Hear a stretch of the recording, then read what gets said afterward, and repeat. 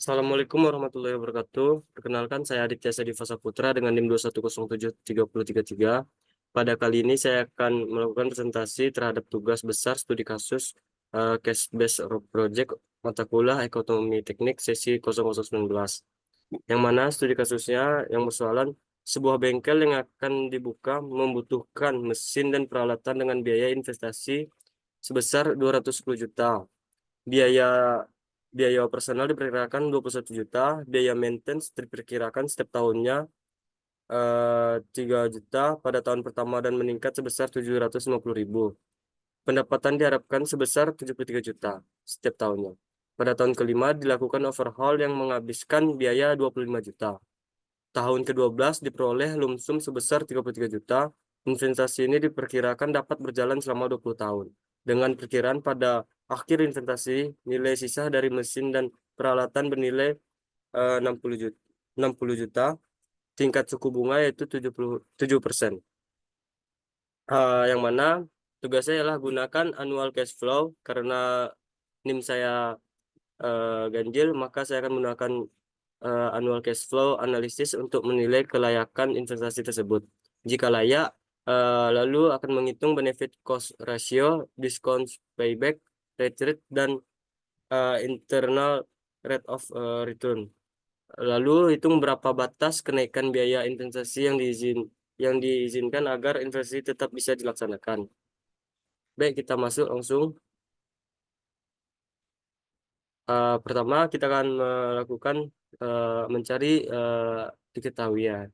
Yang mana I-nya 210 juta, AC 21 juta, AM-nya 3 juta, HM-nya 73 juta, LS-nya atau lumsumnya 33 juta, OH-nya 25 juta, SV-nya 60 juta, I-nya 7%. Lalu ada GM-nya 0,750.000, lalu N-nya 20 tahun. Lalu di sini kita akan melakukan penulisan pertanyaan yaitu AE, apakah layak atau tidak. Langsung kita masuk ke lembar jawaban. Yang pertama kita akan membuat diagram arus. Di sini sudah nampak diagram arusnya. Lalu kita akan masuk ke formula sederhana. Yang mana formula sederhananya ialah eh, PW sama dengan min I dikurang AC dikurang AM dikurang GM ditambah AB dikurang OH lalu ditambah LS lalu ditambah SV.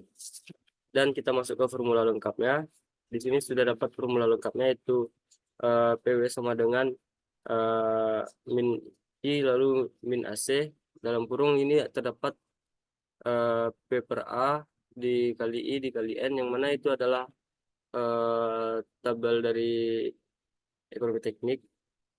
Lalu dilanjutkan dengan dikurang AM per PA per IN dikurang GF per PG P per G lalu dikurang I dikurang N. Nah, lalu di sini ada perhitungan hasil yang mana PW ini sudah diperoleh dari rumus tersebut sama dengan 263.305.250 perak. Lalu dapat kita simpulkan PW lebih besar dari 0. Maka itu dapat disimpulkan sangat layak. Jadi investasi tersebut dapat dilaksanakan karena nilai PW lebih besar dari 0. Sehingga secara ekonomi itu menguntungkan. Lalu kita masuk ke benefit cost ratio. Di sini sebelum kita mendapatkan benefit cost ratio, kita harus mencari PWBA. Di sini sudah kita cari PWBA. Lalu di sini juga ada PWCA, sudah kita dapatkan PWCA. Yang mana hasil dari BCR ini didapatkan dari PWB dibagi hasil dari PWC. Di sini PWB adalah 803.518. Lalu PWC adalah 510.212. Yang mana kita mendapatkan hasilnya 1,574868852. Lalu dapat disimpulkan bahwa pendapatan yang akan diperoleh adalah 1,574868852 kali lipat dari pengeluaran. Lalu kita masuk ke discount payback period. Lalu di sini terdapat uh,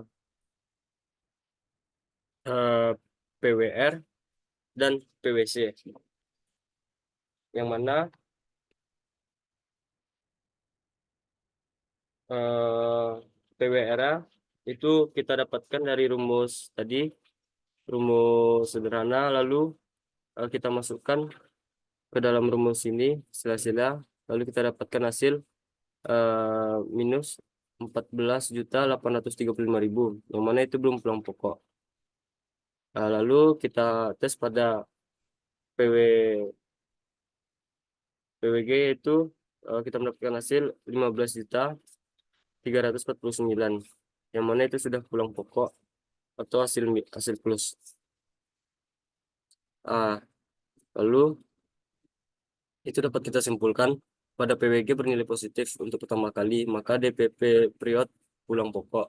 Karena pada period ke-6 PW bernilai positif, yaitu lebih dari 0 untuk pertama kali terpenuhi karena DPP kecil dari umur investasi, maka investasi layak dilaksanakan. Lalu kita masuk ke internal rate of return, yaitu melakukan interpolasi pada PW0. Kita akan melakukan pada 20% terlebih dahulu. Pada PWB kita mendapatkan hasil 161.000. Lalu pada PWC kita mendapatkan hasil 353.231. Lalu di sini kita akan mendapatkan hasil PW dari hasil dari PWB dikurang dengan hasil dari PWC. Lalu kita mendapatkan hasil 6.929.000. Maka PW tersebut bernilai positif. Lalu kita akan mencari nilai negatifnya lagi, yang mana kita akan menggunakan 25%. Pada PWB itu mendapatkan hasil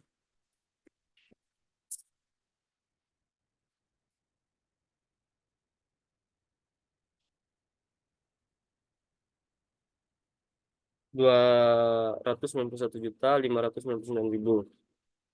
Sedangkan pada PWC itu mendapatkan hasil 324.258.000. Lalu hasil dari PW ini ialah kita dapatkan dari pengurangan PWB dikurang dengan PWC, yang mana 291 juta dikurang 324 juta. Lalu kita akan mendapatkan nilai nilai negatif, yaitu negatif 320.659.000. Lalu kita akan melakukan interpolasi. Di sini dapat hasil dari pencarian interpolasi. Interpolasi dilakukan oleh pemisahan dengan X dan Y. Pada I 20% itu mendapatkan hasil dari 6.929.000. Lalu pada 25% PWA itu mendapatkan minus 32.659.000. Lalu di sini kita akan memasukkan rumus dari interpolasi. Di sini kita mendapatkan X 0,0285221376. Lalu kita akan mendapatkan hasil 28%. Maka tingkat suku bunga untuk PW ialah PW0 adalah 28%. Kesimpulannya, IRR lebih besar dari MAR, maka investasi layak dilanjutkan. Lalu kita masuk ke berapa batas kenaikan biaya investasi yang digunakan agar investasi tetap bisa dilaksanakan. Itu kita menggunakan rumus NPV, yang mana sini sudah tertera dari rumus NPV kita mendapatkan hasil 566.362 perak. Yang mana kesimpulannya, jadi rencana investasi tetap layak digunakan atau dilaksanakan walaupun biaya untuk investasi meningkat, dan perkirakan awal sebesar 565.000 rupiah dengan asumsi parameter lain tidak berubah. Mungkin sekian yang bisa saya jelaskan terhadap tugas besar studi kasus. Jika ada salah kata mohon dimaafkan. Wassalamualaikum warahmatullahi wabarakatuh.